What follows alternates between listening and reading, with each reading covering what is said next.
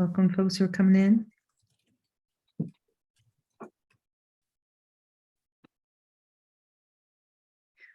Welcome. Good afternoon.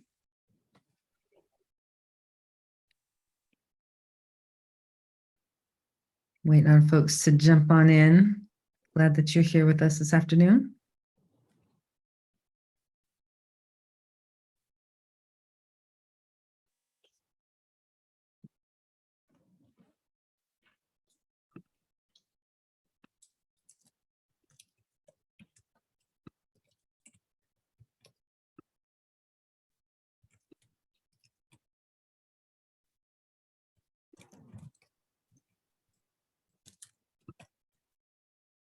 I see some folks still coming in. I'm glad that you're all here.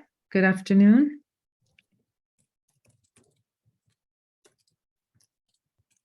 Got a lot of good information for you today.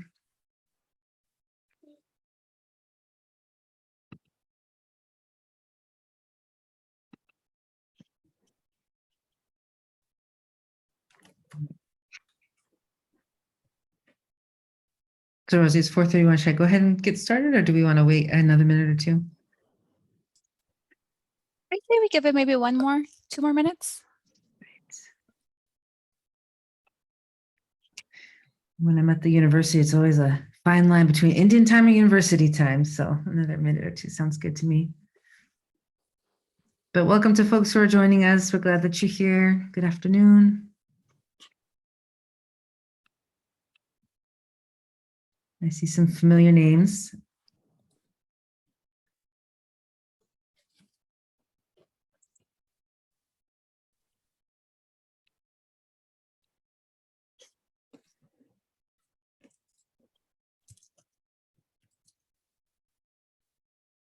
Thank you for joining us.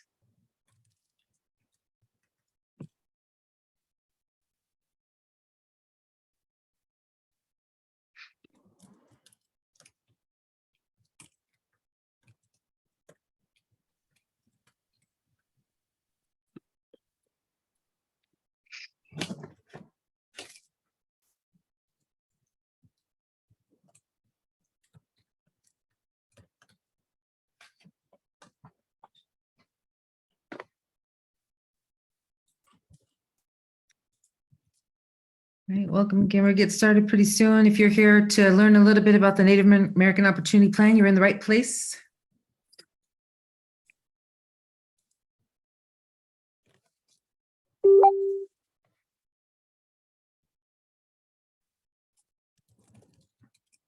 Rosie, I'm just waiting for you to give me the green light. All right, Leonard, let's do this. I would say, or the red light or the yellow light, whatever Rosie says goes. Green light. All right, sounds good. All right, well, welcome everybody. Thank you for being here with us today. So we are here to talk about our new and exciting opportunity at the University of California, the Native American Opportunity Plan. I'm sure that you've all heard a little bit about it. Maybe some of you have been given notification that you are recipients of it. Maybe it's a child or a student or somebody that you know, and you've got some questions, comments, concerns, or complaints. And we're here today to hopefully provide some answers or walk through some of those questions with you. So we've got a lot of knowledge in the room today. We're going to introduce ourselves as we get through the presentation. So we got a lot of information to cover, not a lot of time. So we're going to go ahead and get started. The first thing that we want to do is I'm actually going to turn it over to my colleague Corinne to start us off with a land acknowledgement today. Hi, so I'm Corinne, and today I'd like to do the land acknowledgement. The UC San Diego community holds great respect for the land and the original people of the area where our campus is located. The university is built on the unceded territory of the Kumeyaay Nation. Today, the Kumeyaay people continue to maintain their political sovereignty and cultural traditions as vital members of the San Diego community. We acknowledge their tremendous contributions to our region and thank them for their stewardship. We make land acknowledgements because it is important to understand the long-standing history that has brought non-Native people to reside on the land and to seek to understand their place within that history. Land acknowledgements do not exist in a past tense or historical context. Colonialism is a current ongoing process, and institutions like the university, its faculty, staff, and students need to build mindfulness of their present participation. A land acknowledgement is necessary because the university has benefited from these unceded territories. And ignoring that fact continues to deepen the wounds our communities have experienced because of colonization. This does not heal those wounds, but it is an important first step. Wonderful. Thank you for that, Corinne. All right, so quick introduction before we really get the ball started here. We wanted to introduce ourselves. We are, two of us at least, are hosting from the Intertribal Resource Center here at UC San Diego. And we wanted to tell you a little bit about our center, at least so that you know where we are. If you are a current student at UC San Diego, or if you are an incoming student at UC San Diego, a native student, we want you to know that the Intertribal Resource Center is a space on campus that is there just for you. We like to think of ourselves as a home away from home for our native Tritons. It's a place, we're located on the second floor of Price Center West, and it's a place where you can come and, as one of our former students or one of our alumni said, it's a place where you can come and be unapologetically native. So we have a space for you to get some snacks, do some homework, be in community. So we want you to come and find your space at the Intertribal Resource Center. We have some ways that you can connect with us there. And Corinne has provided a way for you to find all of the links in today's presentation, including how to connect with the ITRC in the link tree that's in the chat that she provided there. So myself, my name is Elena Hood. I am the director of the Intertribal Resource Center. I am from the Absentee Shawnee and Choctaw tribes of Oklahoma on my mother's side. And I'm also a local girl from the Palma Band of Luiseño Indians on my father's side. And that's my contact information. So again, if you are a native Triton at UC San Diego, please reach out. I look forward to meeting you in person real soon. And Corinne, you can introduce yourself. All right, so my name is Corinne Hensley Delafield. I belong to the Catawba people of the Carolinas. I'm the coordinator for the Intertribal Resource Center, and I've been here for about 3.5 years. And this also is my contact information. You're more than welcome to contact us with our emails or the ITRC email. And I'm going to hand it over to the rest of today's presenters so they can introduce themselves. Good evening, Rosie Castañeda, Interim Director of the Financial Aid and Scholarships Office. And with me today are a couple of other financial aid staff, registrars, staff, and also we have our Division of Graduate Education and Postdoctoral Affairs team. Do you mind coming off camera super quick just to say hello? I will popcorn it over to Esteban. Hello, everybody. My name is Esteban Marquez, and I'm an Associate Director in the Office of Financial Aid and Scholarships. And I will popcorn over to Esther.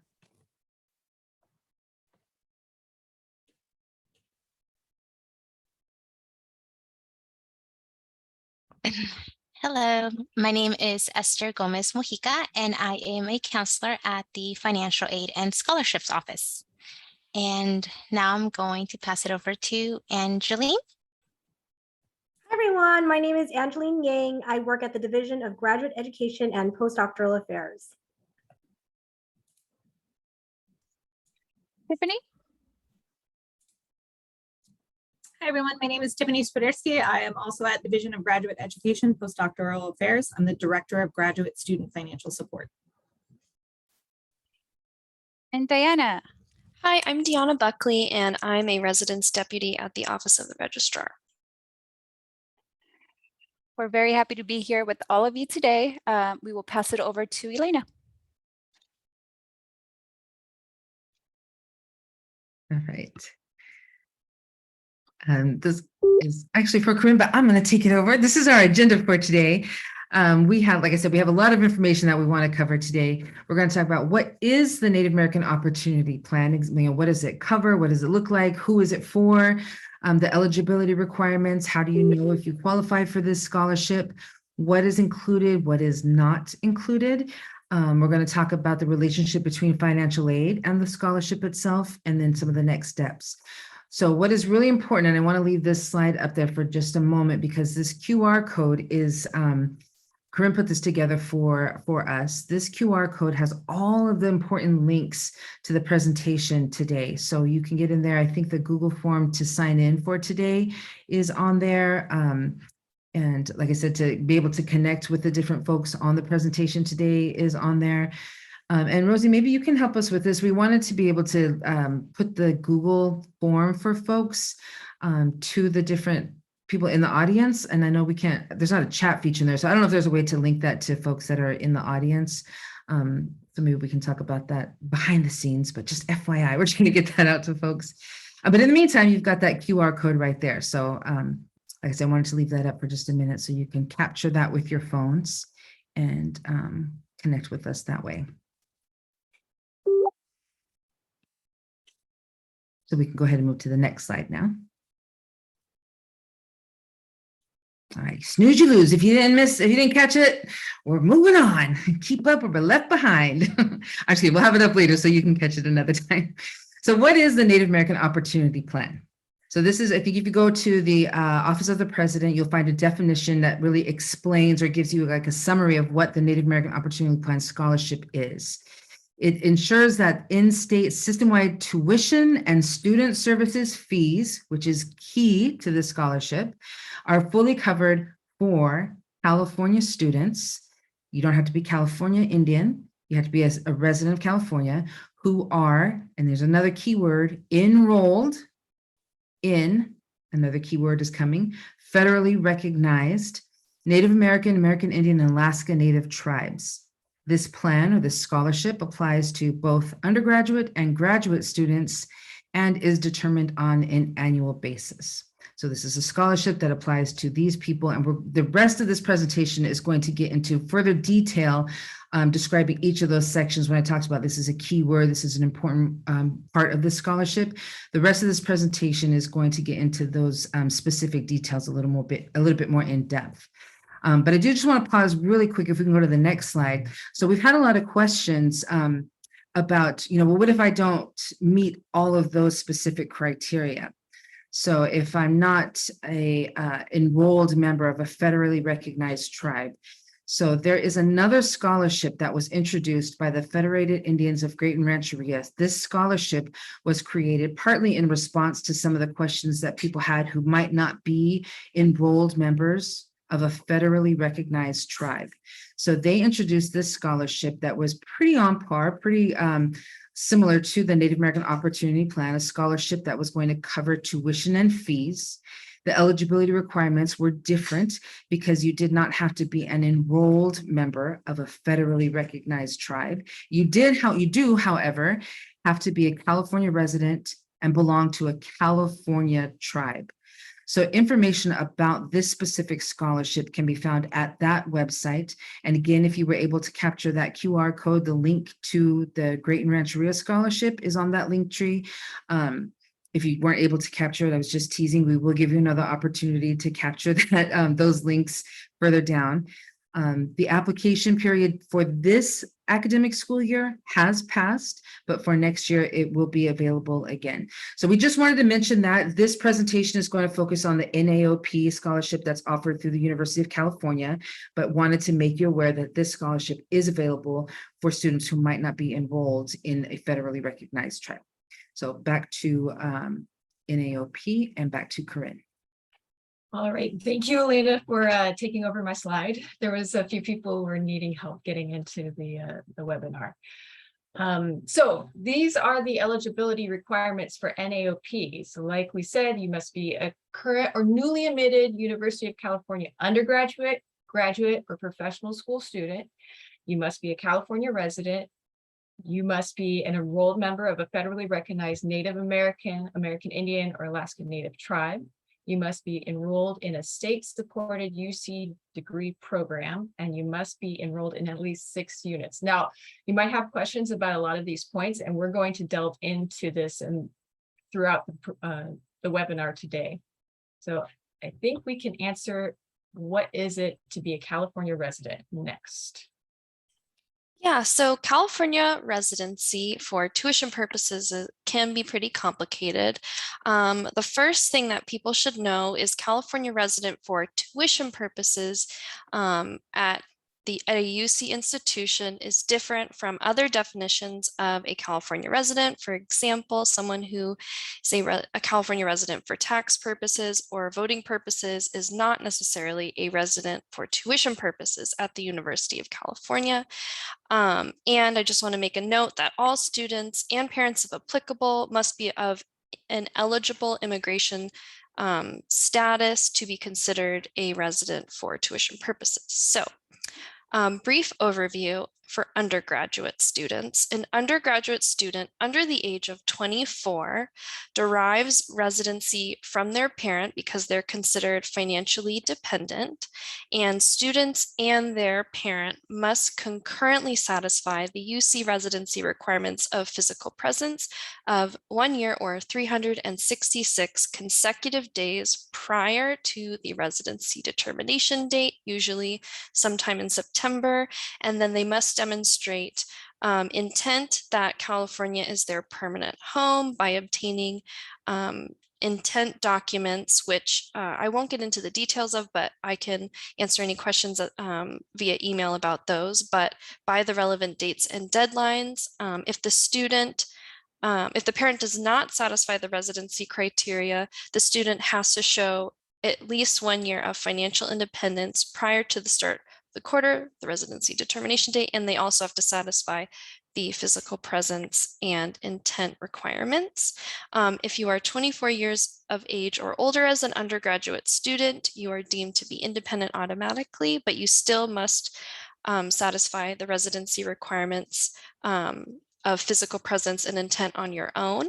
And then for graduate and professional students, regardless of age, you are deemed to be an independent student, but you also, again, must satisfy the requirements of being physically present and demonstration of intent by obtaining all those documents by the relevant dates and deadlines for the quarter you're applying to be a resident. And then you also must be of eligible immigration status. So all the residency regulations are at this link, and I can also put the residence deputy email in the chat if you have any follow-up questions. Thank you. Wonderful. Thank you, Diana. All right, this next slide talks about the difference between tuition and fees, which is what is covered by the NAOP scholarship, and the cost of attendance. So I know that when I first started graduating from high school and was getting ready for college, the whole idea of, I understood that it cost money to go to school, and I knew the word tuition was what it cost to go to school. My understanding was that tuition is everything that it was to go to college. So, in order to get a degree, I had to pay my tuition. And I thought that that was everything that it was to go to college, or everything that it cost to go to college. Well, $50,000 in debt later, I understood that tuition wasn't everything that was included in the cost of attendance or the cost of getting my degree, right? And so that's the same today too. And the NAOP scholarship specifically covers tuition and fees only, which is different than the total cost of attendance. And that's one thing that we want our community members to understand, that there's a difference between those two things, and they can break that down, or you can see the difference in a little bit here in this this graphic here that shows you what the cost of attendance is. Now, this is an example for incoming students. It's a little bit different for a continuing student, where here you see that, or I'm sorry, for tuition and fees, it's a little over 13,000 for incoming students. For continuing student, it would be about 12,570. So it's a little bit difference there. So this is what the UC tuition and student services fees includes, whereas the total cost of attendance is that bigger number on the bottom, 38,000, over 38,000 for somebody who's living on campus. So we just wanted to draw attention to that fact, what the difference is between tuition and fees and the cost of attendance. On the next slide, Corinne is going to talk about exactly what tuition and fees are. Yeah, so what does it actually support? So tuition, it supports your classes, it's the faculty and instructional support, it supports the library, student services, which you'll see in student services fees, institutional support, and operations and maintenance, so the actual physical space of the university. Now, student services fees are things like counseling and career guidance, cultural and social activities, student health services. So those are things like the Center for Student Involvement, Study Abroad, Recreation, University Events Office, and the university's newspaper, The Guardian. Back to you, Elaine. All right, next slide, please. So this is a wonderful scholarship. So some people might ask or have asked, well, if I'm going to get this scholarship, do I even need to apply for financial aid? Do I need to complete the FAFSA? So technically, the answer is no. Nobody ever has to complete the FAFSA. Nobody is required to fill out the financial aid application. But you are absolutely very highly encouraged to complete your FAFSA form. And we ask that you do apply because there are, like we just went over, the NAOP is only going to cover your tuition and fees. You're going to want to see what other forms of financial aid you're going to be eligible for in order to cover the rest of that cost of attendance. So although the answer is no, you're not required to complete the FAFSA application, you are definitely highly encouraged to complete the FAFSA. Next slide, please.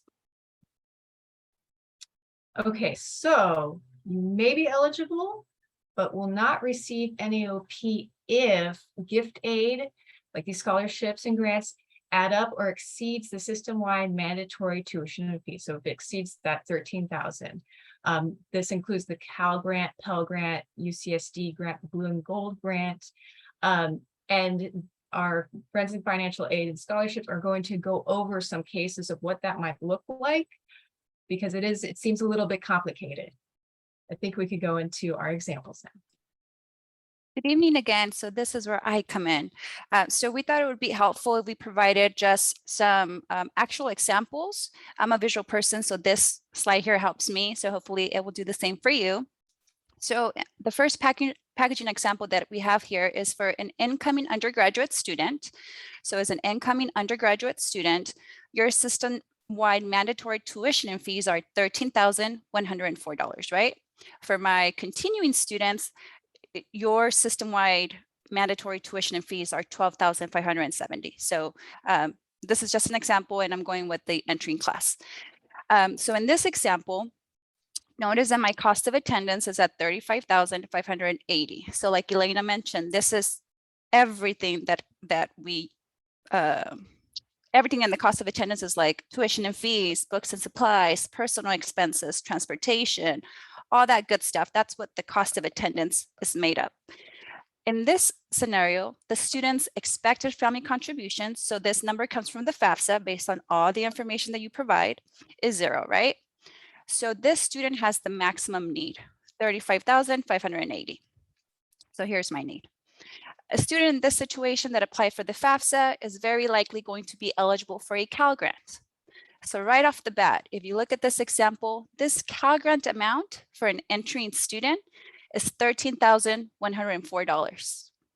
NAOP is intended to cover $13,104. So if any of you out there right now have a Cal Grant in your award, it's possible that you meet the eligibility criteria, but you will not see an NAOP grant. Why? Because your system-wide tuition and fees are already being covered by the Cal Grant. So that's the first example. Now, if you look at this example as well, this student also has a Pell Grant, and they also have a UCSD grant. So all that to say that in this example, this student has gift aid that exceeds system-wide tuition and fees. So again, if you're one of these lucky students that apply for the FAFSA and has a Cal Grant, a Pell Grant, UCSD grant, you have enough gift money to cover the spirit of this new NAOP grant. So I'm going to go on to the next slide. 1 second. Okay, so packaging example number 2. Again, incoming undergraduate student, system-wide mandatory tuition and fees, $13,104. In this example, the student's cost of attendance is $35,580, right? Student completed the FAFSA and the expected family contribution is $25,000. So this student has need of $10,580. Per university or per Financial Aid and Scholarships Office policy, or UCOP really, the Office of the President, prior to awarding UCSD grant, we always have to award you a loan and work study component. So in this example, we are awarding this student $8,300 in loan and work study. If you add this up, it should be $8,300. And then we are awarding you a university grant, right? So if this student submits all the documentation and they turn out to be NAOP eligible, we're going to look to see, okay, what gift aid does this student have? And in this case, it's $2,280. NAOP is intended to cover 13,104. So again, the system-wide tuition and fees. So for this student, we're going to say, okay, system-wide tuition and fees are 13,104. Let's take the gift aid that they are already receiving, and that's going to give us the amount of NAOP grant that the student can receive. So if we add this 10,824 here, plus this UCSD grant, it's gift aid, we're going to make sure that this student here has $13,104. You're going to have your loans available to you. This example here has a huge, or not huge, but it's greater than zero, has an expected family contribution of $25,000, right? We package up to need. That said, you have financial aid available to you to cover up to $35,580. When I say financial aid, that also includes loans. So if your parents wanted to borrow loans on your behalf, we will award financial aid as long as it does not exceed this $35,580 cost of attendance. So we will cover you up to the cost of attendance. Again, when I say we will cover you up to the cost of attendance, it does not mean that we'll just give you gift aid money. Unfortunately, it means that we will also offer you loans. And not unfortunately, because ultimately the way I see it, you're here at UC San Diego. If you need some additional financial aid to help you cover some costs, then borrow smartly, but borrow what you need to make the dream of graduating a reality. If you have questions on this, again, we're going to have a Q&A at the end. Packaging example number 3. Again, incoming undergraduate students, system-wide mandatory tuition and fees is $13,104. This student in this example is receiving a $10,000 tribal CASP scholarship. So let's go down this example here. So the cost of attendance is $35,580. This student here had a family contribution of $25,000. The need that the student had was $10,580. The student's receiving this $10,000 scholarship. And then we also awarded a student a $580 grant. So what amount are we going to award the student an NAOP grant? Again, system-wide tuition fees being $13,104. We're going to subtract this $10,000 scholarship, that's gift aid. We're going to subtract this $580 UCSD grant, that's gift aid. We would be awarding the student an NAOP grant of $2,524. So $10,580 plus $2,524 will add up to this $13,104 that NAOP covers. Again, you can always contact our office because we can always award you up to your cost of attendance. Again, very likely it would be additional loans that we would offer in your financial aid packet. Loans are considered financial aid. Let's see here. So next steps. I'm hoping that all participants here today received an email from our office, I believe it was yesterday, but Esther, correct me if I'm wrong, where we are now collecting documents for NAOP to determine NAOP eligibility. So you should have received an email letting you know how to provide these documents to our office. It's via the document tool. And I believe we started receiving them, so that's great. Esther, I saw you unmute. Did you want to correct? No, I just wanted to add something. Please. So if you've submitted a FAFSA or California Dream application, then the email instructed you to log on to your student forms account and complete the documentation there.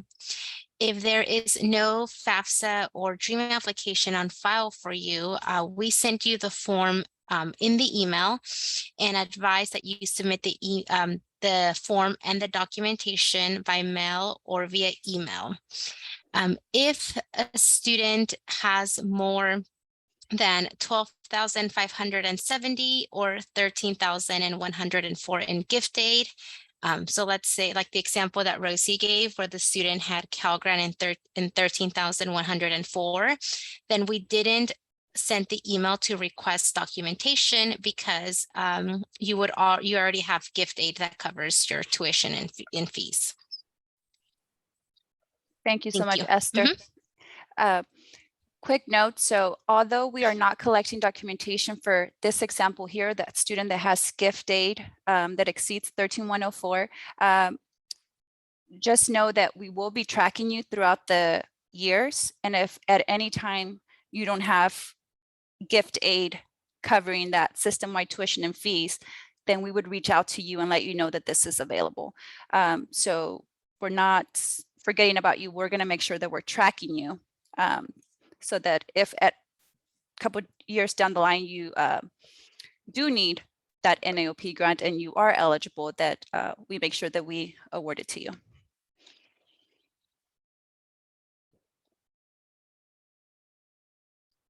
Now I am going to pass it over to Angeline. Hi, everyone. My name is Angeline Yang, and I work at the Division of Graduate Education and Postdoctoral Affairs. So I'm going to talk about the Native American Opportunity Plan as it relates to graduate students. So I want to highlight that NAOP ensures in-state system tuition and student services. Fees are fully covered for California students enrolled in our federally recognized Native American, American Indian, and Alaskan Native tribes. And this is for undergrad and graduates. And I wanted to highlight this because I'm going to juxtapose it with our Tribal Membership Initiative Fellowship. Next slide, please.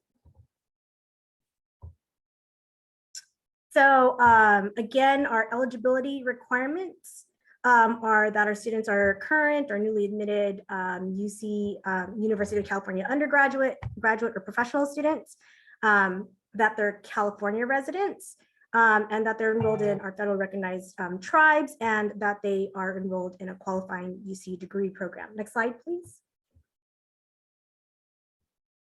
So our eligible NAOP students are funded by the Tribal Membership Initiative Fellowship. And this is a fellowship that has existed within the Division of Graduate Education and Postdoctoral Affairs. And I'm going to call us GEPA since 2008. And the Tribal Membership Initiative includes 1 to 3 years of fellowship stipend, resident tuition and campus fees, and a one-time bonus. And these are all funded by GEPA. And support for additional years that students are on campus will be coordinated by our students' home department. And this is going to vary depending on our students' degree and their program. And so NAOP covers in-state system tuition and our student services fees only. It doesn't provide additional funds to the campus or to the Tribal Membership Initiative. So at the graduate level, our Tribal Membership Initiative goes above and beyond the support that's covered by the NAOP. Next slide, please. I'm going to drop this link to the Tribal Membership Initiative into the chat so that folks can see the most current and up-to-date information. Oh, I don't think I can drop it to everyone in here, but there's the website. Next slide, please. So I'm going to actually show you screen prints from the website. And so the TMI is administered by GEPA, and it is designed to increase the diversity of fellowship opportunities to our Native American, Alaska Native, and Native students with Native Hawaiian ancestry. And so the eligibility for our program is that students belong to these federally recognized tribes. Next slide, please. And so you'll notice, I apologize, I just talked about the eligibility for the TMI. So you can see that it's a little bit different from the NAOP. So that means that students who are eligible for the NAOP can be funded by the Tribal Membership Initiative Fellowship, but students who are not eligible for the NAOP, they can still separately be eligible for the Tribal Membership Initiative. And you just saw that the eligibility was this affiliation to our federally recognized tribes and students with Native Hawaiian ancestry. So these are the eligible degree programs that students need to be admitted into in our graduate programs. You can see that they include our master's degrees, our MPH, Master's in Science, Doctoral in Musical Arts, and Doctorate in Education, and our PhD programs. So this list is on our website. Next slide, please. And the way to apply to the fellowship is students who are applying to the UC San Diego graduate admissions application. This is the application where we're collecting information like your letters of recommendations, your test scores, your academic records and transcripts. There's an opportunity in there in your personal information tab that will ask you if you'd like to be considered for the initiative. And you can indicate yes on there, and then you could provide documentation for your federally recognized tribes. And so that could be in the form of membership ID cards, letters of verifications from your tribal chair. For their Native Hawaiian students, that could include your Office of Hawaiian Affairs OHA card or verification letter from the Kamehameha schools.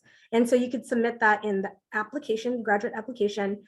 If you are still collecting those documents and you want to submit your applications on time, you can also submit those documents to your graduate program, and they could upload that separately into your application portal, even if you've already applied to your graduate programs. Next slide, please. So this is a breakdown for the different programs of what the Tribal Membership Initiative covers. And so I'll just briefly highlight, for example, the Master in Arts, Master in Sciences, Master in Engineering, and MED programs, where it says recipients receive a 2-year award. And so GEPA will provide support for year 1, and that'll include a stipend of $23,250 and payment of tuition and fees. And then we'll also provide a one-time bonus of $2,500 for year 1. And the department will provide year 2. And so that form of support may come as fellowship stipends, it may be employment as a TA or within the department or outside of the department or as a graduate student researcher. Next slide, please. And then this is an example of the PhD program, where our recipients are receiving 5 years in awards. And GEPA will provide years 1, 4, and 5 years of support. And that includes a stipend of $23,250 and payment of tuition and fees. And then you can see that there's this one-time bonus. And then the students will be getting their support at years 2 and 3. So the NAOP is not giving additional funds to this. This tribal membership is covering, meeting the eligibility requirements of the NAOP. Next slide, please. So that is our link again to the Tribal Membership Initiative, and we look forward to any questions anybody has at all. Thanks so much, everybody.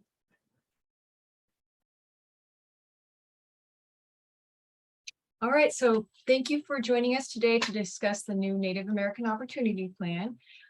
Please feel free to scan the QR code if you haven't done so already.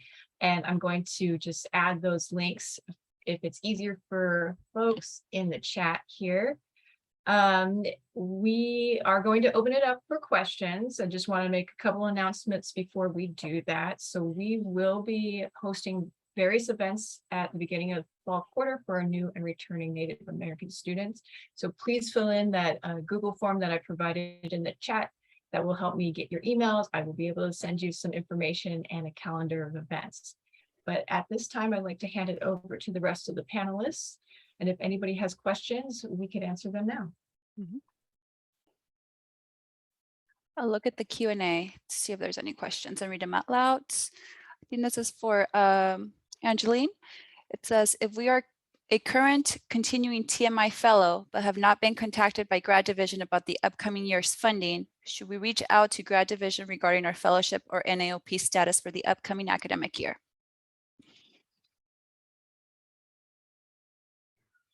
Yes, you can reach out to the graduate coordinator at your department, and then the graduate coordinators will reach back out to GEPA, and then we will coordinate that information back to you. I'm going to drop my email into the chat just so that you have that easily accessible as well.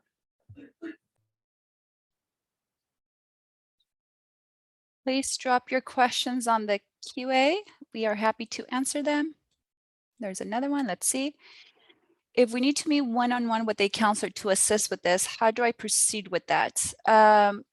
If it's for a financial aid counselor, you just want to know what your eligibility may be. I believe this QR code has our contact information, so please do reach out to us. We are available on virtual counseling, phones, in person. If you're able to come to campus, we're not seeing much foot traffic, so again, a counselor will meet with you one-on-one. And again, virtual counseling, just like this, you'll be able to jump on a Zoom and we'll help you that way. I'll let Angeline answer for the grad division. What's the best way to make an appointment with you all?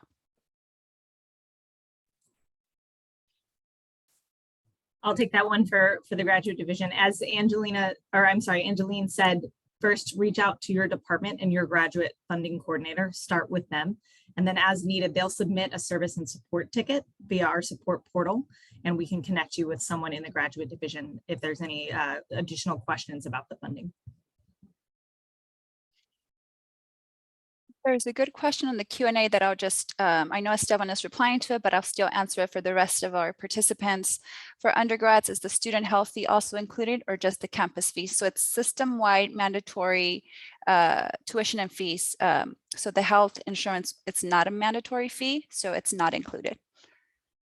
And Esteban, let me know if that's incorrect, but I'm pretty sure that's right. Let's see, I have another question. So as I understand it, I'm required to get help from my parents and continue to get unsubsidized student loan before I qualify for the aid. Please confirm. I don't think I follow the question, but the way financial aid works is you apply for financial aid. Your expected family contribution is what helps us determine your financial aid eligibility. But again, for NAOP, if you meet the eligibility requirements, it's not a need-based award. If you meet the eligibility requirements, you can be awarded that $13,104. So if you still have questions, please, and undergrad, contact our office. We'll work with you. But again, NAOP is not a need-based award. So if you're eligible, you should be able to get that $13,104 covered.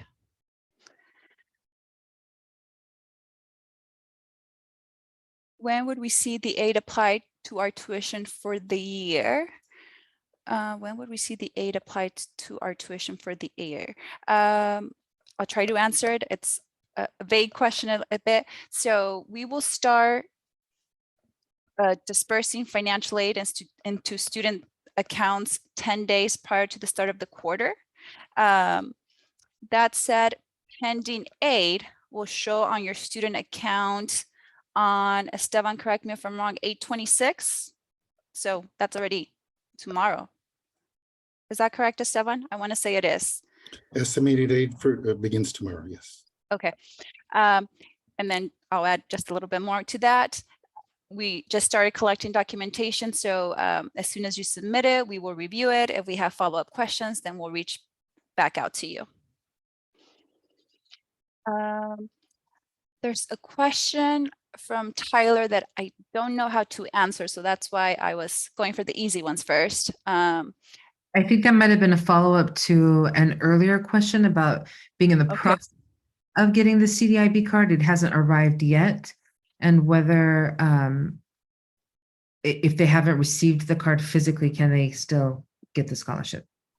So we have to confirm eligibility. But Tyler, I would say if you can reach out to us to see how we can work with you, but we do have to have proof of eligibility. So if scan the QR code and let's get in touch with us, please. And Rosie, related to that question, I don't know if we've covered this or not, but let's say the documentation does come in late in winter quarter, for example. I believe we would still honor the NAOP for the full year. even if it comes 100%. in At a later time, so. Yes, that is correct. I also wanted to just make mention, and I don't know that this applies to this particular question, but just in general, that a CDIB card is not the same thing as an enrollment, as a tribal enrollment. So it doesn't necessarily mean enrollment in a tribe. Again, I don't know that that's this particular student's case at all, but something to be aware of. Thank you for that clarification, Elena. Okay, so that was just providing information for Esther. Ladies and gentlemen, anything else that we can provide to students that we think may be helpful? I don't see any other questions in the chat.